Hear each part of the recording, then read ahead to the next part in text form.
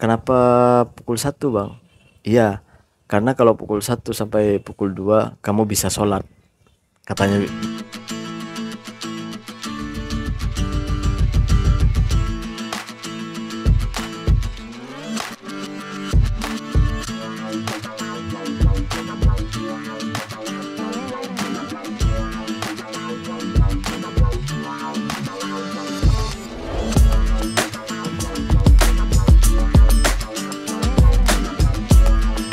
Assalamualaikum warahmatullahi wabarakatuh. Berjumpa kembali dengan Ramli Pratama. Teman-teman sahabatku semuanya, gimana kabar kalian? Mudah-mudahan kalian semuanya baik-baik saja beserta keluarganya di sana. Teman-teman sahabatku semuanya, buat kalian yang baru gabung, yang baru nonton video ini, silahkan di subscribe dulu, di like dan di komen guys. Buat teman-teman sahabatku yang udah ngedukung support channel ini, terima kasih.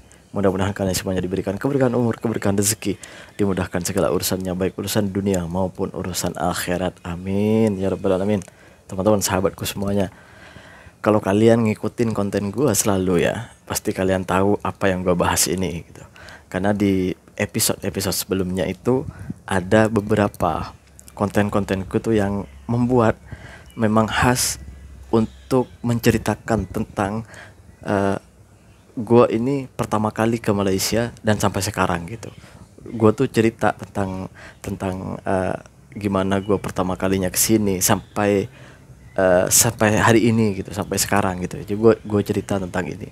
Jadi ini khas di konten ini sudah di episode ketiga.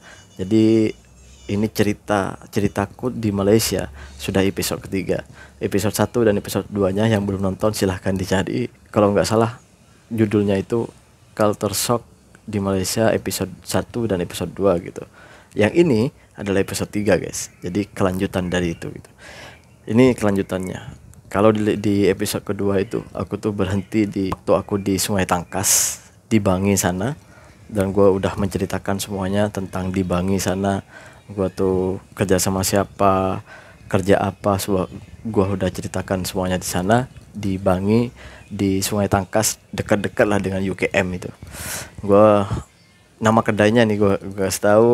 Nama kedainya Kedai Pok Lepak. Kedai Pok Lepak itu sangat strategis banget. Di depannya tuh traffic light Sungai Tangkas, dan ngam-ngam di sebelahnya traffic light tuh disitulah kedainya, kedai makan Pok Lepak namanya. Dulu sangat ramai sekali lah waktu saya kerja di sana. Entah sekarang karena saya nggak pernah datang lagi ke sana karena nggak sempet yang namanya kerja sama orang yang seperti itu guys itu. Tapi itu sudah saya bahas di episode keduanya. Sekarang gue bahas selanjutnya lagi tuh guys. Dari Bangi saya itu balik kampung.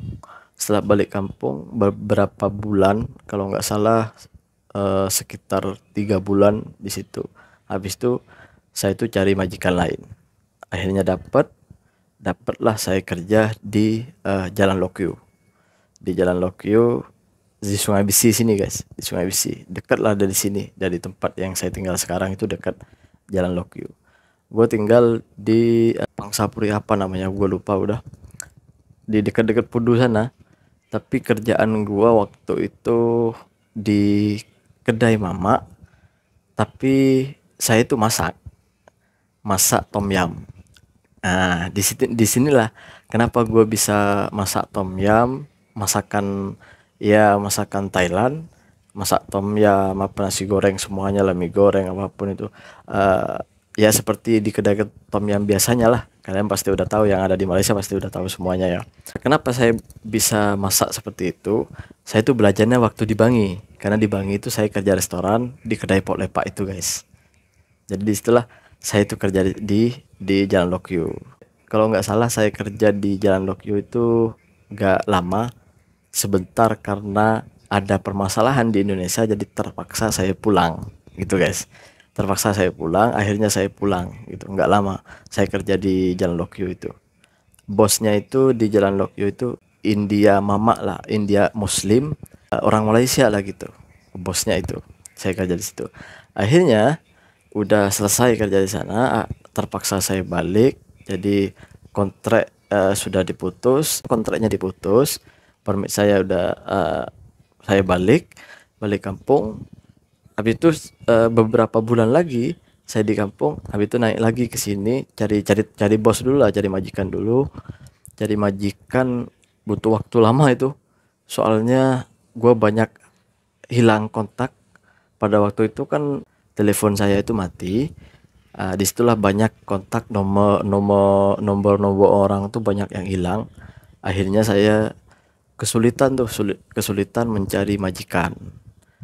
Tapi atas bantuan kawan-kawan, akhirnya saya dapat bos, dapat majikan, tapi tak kerja di restoran lagi. Kerjanya di repair-repair seperti sekarang, renovation rumah.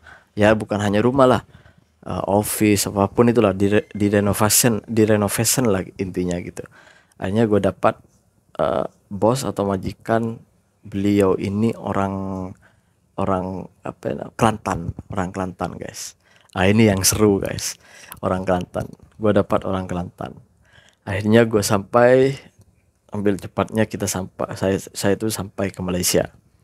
Sampai ke Malaysia, saya itu dijemput sama bos ini, dijemput ke KLIA pada waktu itu.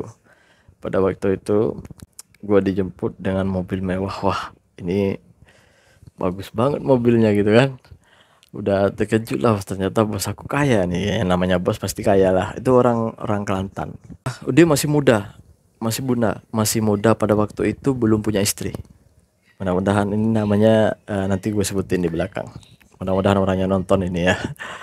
Masih muda, tapi beliau udah menjadi bos, udah menjadi toke lah gitu ya. Udah menjadi bos. Gue diambil ke KLIA, akhirnya saya suruh rehat dulu 2 hari kalau tak silap, 2 atau 3 hari lah. Diajaknya saya jalan-jalan KL ini, jalan-jalan. Pokoknya jalan-jalan lah di area KL, ke Putrajaya pada waktu itu. Tapi gue belum punya channel YouTube, makanya nggak ada dokumentasinya gitu guys. Pada waktu itulah gitu ya, nggak ada, belum punya channel YouTube gitu. Gue udah jalan-jalan 3 hari kalau nggak salah. Gue nggak usah kerja dulu, rehat dulu. Tapi dia bilang nggak apa-apa, gajinya tetap jalan, rehat dulu. Dia bilang gitu. Waduh, enak juga gitu kan. Akhirnya saya tuh udah memulakan kerja pertamaku dengan bos baru ini, dengan bos orang Kelantan ini. Waduh, baik banget, baik banget. Orang tuanya pun baik banget. Sering kalau dia pulang kampung itu sering bawain kita buah apalah dari kampungnya gitu. Kadang dimasakin masakan Kelantan gitu guys. Waduh, pokoknya enak lah gitu ya, masakannya enak. Memang di sana katanya ibunda beliau itu buka buka kedai gitu di Kelantan. Akhirnya gue hari pertama kerja sama beliau nih guys. Nih, hari aku kerja itu, hari pertama itu kerjanya hari Jumat. Gue ingat banget hari Jumat. Ya yang gue nggak mau jadi orang munafik ya guys. Gue tuh apa ya, kalau sholat Jumat itu bolong-bolong guys. Kadang sholat, kadang enggak gitu ya. Sholat Jumat gue nggak jadi orang munafik, gue ngaku aja gitu. Jadi apa, ponteng lah gitu kata orang kata orang Malaysia ya. Akhirnya hari Jumat itu saya kerja karena beliau ini sudah memberitahu saya kalau kerja dengan saya jam 1 itu rehat sampai jam 2. Saya tanya dengan dia, kenapa pukul 1 bang? Iya, karena kalau pukul 1 sampai pukul 2 kamu bisa sholat, katanya. Dia bilang gitu awal sebelum saya kerja ini ya. Dia ngasih peraturan seperti itu.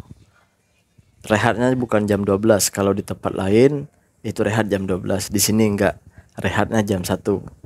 Jadi kalau kamu mau rehat jam 1, makan, habis itu sholat, balik kerja lagi jam 2. Waduh, gue pertama kali dapat bos, dapat toke yang ngasih peluang buat pekerjanya gitu. Itu nggak boleh apa ya, nggak boleh rehat pukul 12, tapi rehatnya pukul 1 untuk sholat. Waduh, terkejut saya guys. Saya itu kalau sholat kadang enggak gitu ya. Kalau lagi kerja gitu, zuhur sama asar itu biasanya hilang. maghrib aja biasanya sholat. Tapi waktu kerja sama bos ini, waduh, nggak bisa lagi semengelak guys, soalnya kan udah dikasih waktu sama dia, udah kasih jam ini khusus untuk sholat dan makan gitu. Waduh, kok bisa ya gitu, ada bos yang apa, yang punya pikiran untuk anak buahnya tidak boleh tinggal sholat. Nah ini guys, pada hari Jumat, hari pertama saya kerja itu, pada hari Jumat itu, ini yang buat saya terkejut. Hari Jumat kan saya pertama kerja, hari pertama kerja dengan bos baru ini. Pukul 12 beliau datang ke tempat kerja, dan beliau cakap, dah, pergi mandi, dia cakap. Pergi mandi, pergi makan dulu, habis itu pergi mandi, dia cakap. Saya bilang sama dia, lah katanya kan udah bilang dari awal kalau kerja dengan saya rehat pukul 1. Dia bilang gitu kan, dia cakap dengan saya rehat pukul 1, balik kerja pukul 2. Saya tanya dengan dia, bang, cakap abang pukul 1 baru rehat, pukul 2 baru balik kerja, kenapa sekarang suruh berhenti kerja, suruh makan dulu, kan baru jam 12. Aku cakap mana tuh, pukul 12 lewat lah pada waktu itu. Dia bilang, tak, sekarang hari Jumat, kau kena makan dulu, pergi mandi, habis itu kita pergi sholat Jumat. Yang tak sholat Jumat, esok tak payah kerja. Waduh, terkejut lah kita orang kan. Baru pertama kali kita dapat toke yang memerhatikan ibadah dari pekerjaannya. Betul, saya terkejut. Ya udah, ya mau nggak mau ya, walaupun kita ya apa ya, bolong-bolong sholatnya, ya terpaksa ngikutin. Pada waktu itu terpaksa gitu. Ya udah, makan, mandi. Tapi dengan kejadian itu, kita itu setiap hari Jumat pukul 12 suruh rehat, beliau pasti datang. Kalaupun beliau itu balik kampung pas hari Jumat gitu, beliau memberitahu kami. Biasanya beliau itu ngasih apa ya, nyuruh kawannya atau nyuruh adiknya untuk jemput kita, untuk ambil kita ke tempat kerja dan membawa kita itu ke masjid gitu untuk sholat Jumat. Betul-betul dijaga. Disitulah menjadi kebiasaan daripada saya untuk sholat setiap hari Jumat. Biasanya saya itu bolong-bolong guys.